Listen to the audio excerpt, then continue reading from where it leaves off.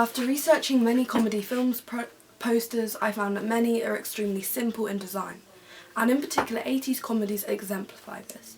Ferris Bueller's Day Off is simply a white background with Ferris, the title character, leaning against the title in red. I decided that I wanted to use something that used Bath's Enigma codes. I found in many film posters they will either feature a character or a visual motif, but rarely both, as it detracts from the enigma surrounding it. Therefore, I decided to simply use a picture of Nia, played by Danielle, standing at the toilet sinks, facing herself in a mirror. In this way, one character is introduced as well as the main premise without anything being explicitly stated. I found some film posters also use narrative theory to show the equilibrium, disruption and new equilibrium. However, this is used mainly in more mainstream blockbusters and is rarely used for comedy films. I felt the simplicity of the poster design helped to show that the premise was fairly simple, in that it is only about two strangers meeting in a toilet, however also connoted the main themes of isolation and attachment. Both characters have taken refuge in a toilet, a theme that is never properly explored in film's narrative but is shown clearly in the poster.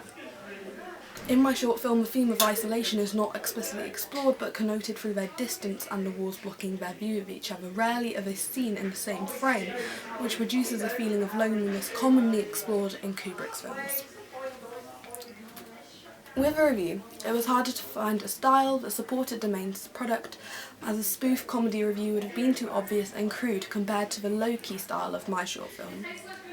A more stylised and in-depth review, such as that of Roger Ebert, would suit my film better, as a review should not just explore the obvious narrative, but the underlying narrative themes and motifs that are present in my film.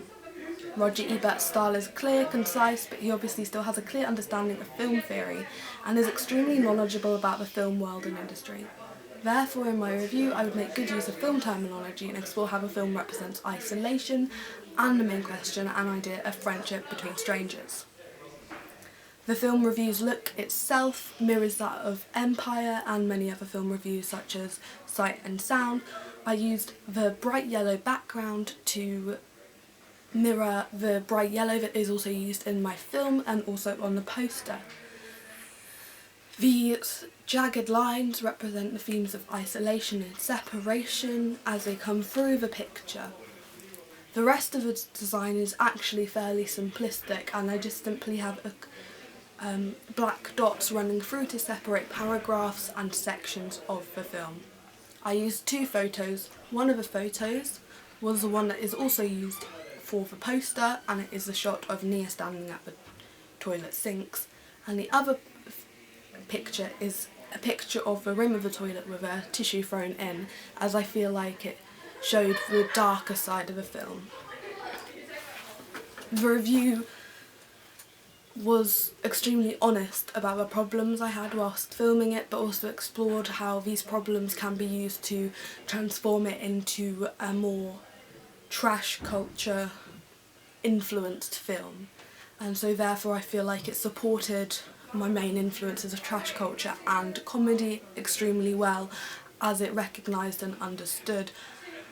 However, one problem with basing it on a film magazine such as Empire is that a film such as mine that has been so heavily influenced by trash culture and so therefore would be out of the mainstream would not be featured in a magazine such as Empire, and so therefore feels misplaced.